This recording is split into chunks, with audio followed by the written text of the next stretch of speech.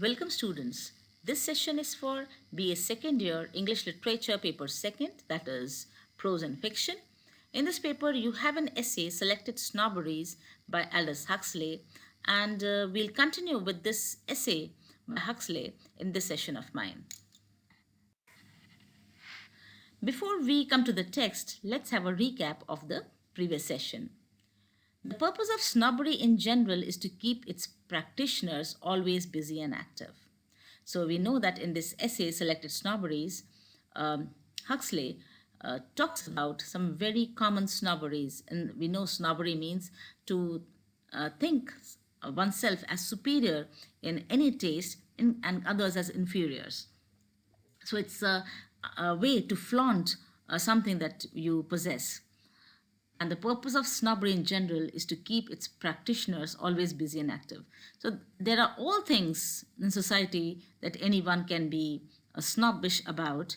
And the purpose of snobbery is that it always keeps people busy and active. There are practitioners of every type of snobbery in society.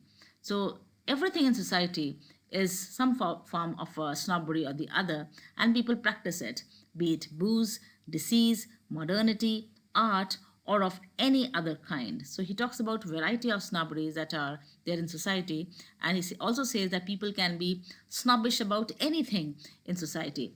And for example, he talks about booze snobbery, disease snobbery, modernity snobs, art snobs, and many other types.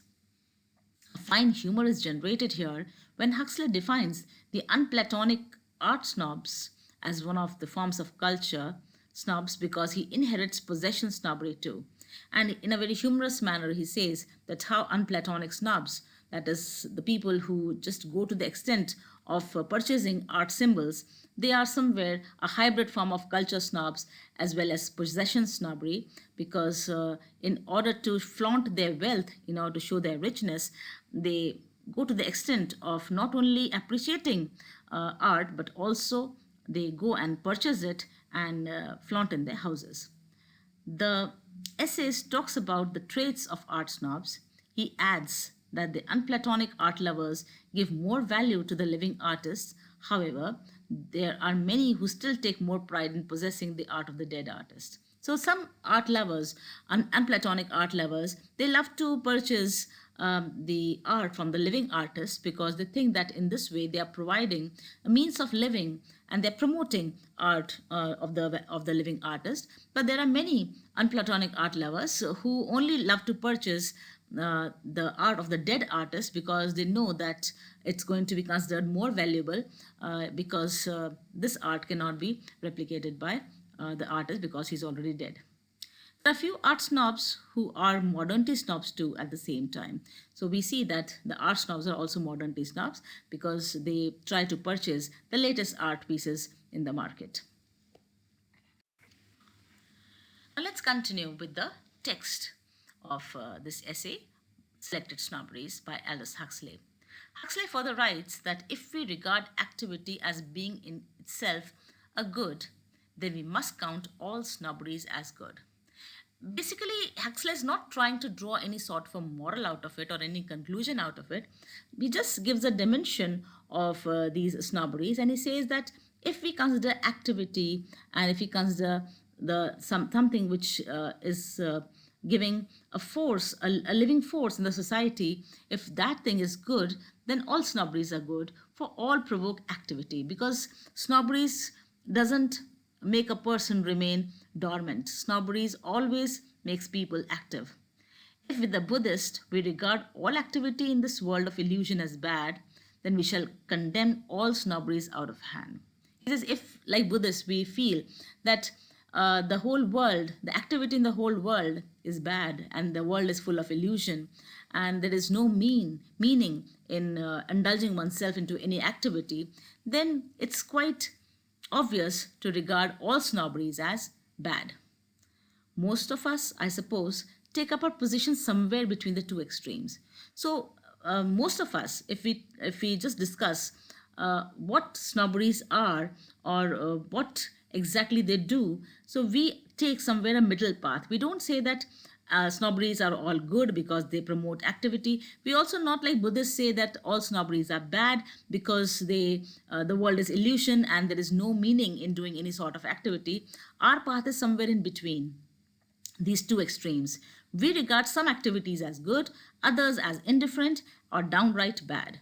So we think that some activities that we indulge in are good ones and some we hardly care about or we don't regard them as bad. So we think that snobberies to some extent are fine. We are fine with it, and we neither regard it as good for the society or nor we condemn as bad for the society. Our consideration, our opinion is somewhere in between.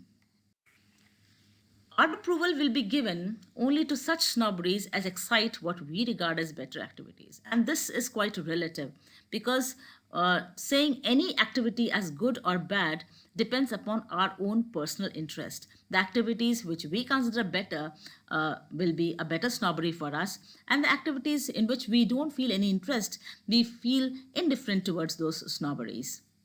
The others we shall either tolerate or detest. So the things that do not interest us, we either tolerate it or we somewhere condemn it. For example, most professional intellectuals will approve of culture snobbery, even while intensely disliking more individual culture snobs. People who are intellectual, people who are learned, people who are professional, they would always favor culture snobbery because they think that culture is something which should be preserved, which should be always considered in high esteem.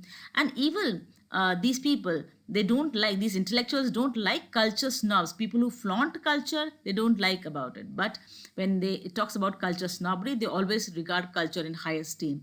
So this is given in parentheses that even if you dislike the culture snobs, still culture snobbery gets a upper hand with professional and intellectuals because it compels the Philistines to pay at least some slight tribute to the things of the mind and so helps to make the world less dangerously unsafe for ideas than it otherwise might have been.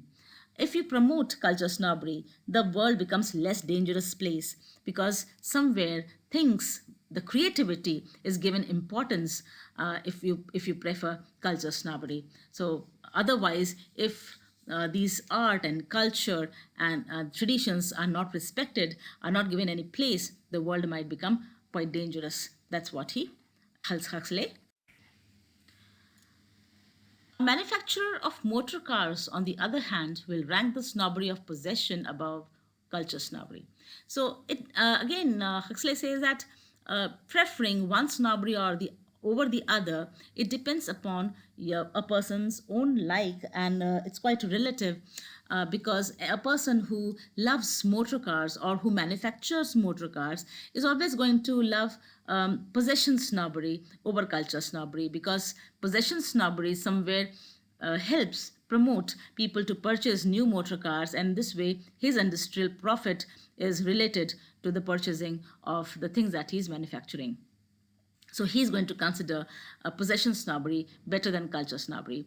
He will do his best to persuade people that those who have fewer possessions, particularly possessions on four wheels, are inferior to those who have more possessions. So here, a person who manufactures motor cars is always going to promote that people who do not possess a car, and particularly the possession of four wheel, that is a car, are obviously inferior to those people who possess cars. So this way, if an advertisement is made on this concept, then people are always motivated to go for a purchase of a four-wheeler for themselves, and this way it would result in the profit of a manufacturer of motor cars. So the favor of any snobbery is quite relative, and it decides the profit of the person who indulges in it, and so on. And this way you can take example of any snobbery, that a person who favors some snobbery always has his own interest, his own inclination, and there's a reason behind that inclination, that why he prefers one snobbery over the other. Each hierarchy culminates in his own particular pope. So there are people who have their own agenda, who have their own liking, and who lead or who protect some sort of a snobbery because of their own interests. So just like in a hierarchy of religion, there is a pope who preserves a religion, in the same manner, people or snobberies have their own pope, they have their own followers who protect these snobberies, and in this way, these snobberies keep on going in the society. So this way, Aldous Huxley concludes his essay. Let's have analysis of this essay, Selected Snobbery. Aldous Huxley sums up his essay Selected Snobberies by satirically calling all snobberies as good because it motivates people for activity. So there's an element of satire involved in it because he says that we are people who take a middle path, and he calls snobberies as good in a sense that snobberies promote activity. But if we analyze snobberies from Buddhist perspective, then everything in the world would mean illusion. But if we look at these activities and this world as illusion, then these snobberies, they lose their importance. He says that majority prefers to follow the middle path, which means neither too much snob or too little. So there is a middle path. We are neither snob about something too much, nor we are absolutely away from snobbery. Here we regard some snobberies to be good and some to be bad, and it's quite relative. According to our interests, according to our inclinations, some snobberies appear to us as good and some as bad. We have our own ways to analyze and interpret things. Those who believe in culture snobbery and are intellectual professionals would appreciate those things which are rational. A manufacturer of motor cars would rank possession snobbery at higher position to the culture snobbery. So he says that how these snobberies, they have their own followers, the people who are intellectuals, who are professionals, and who appreciate the things which are things of mind, which are things of creativity. They are in favor of culture snobbery in comparison to a manufacturer of motor cars who thinks that if people have possession snobbery, it will be beneficial for his industry, and that's why he gives possession snobbery a higher position than that of a culture snobbery. Likewise, each hierarchy culminates his own particular pope, which means every snob in this way is the promoter of one snobbery or the other at a time. So, like pope is the leader of a particular religion, in the same manner, hierarchy, or you can say that any snobbery has some sort of a promoter, and this way these snobberies move in the society. Thank the students. In this way, we come to an end of this essay Selected Snobberies by Aldous Huxley.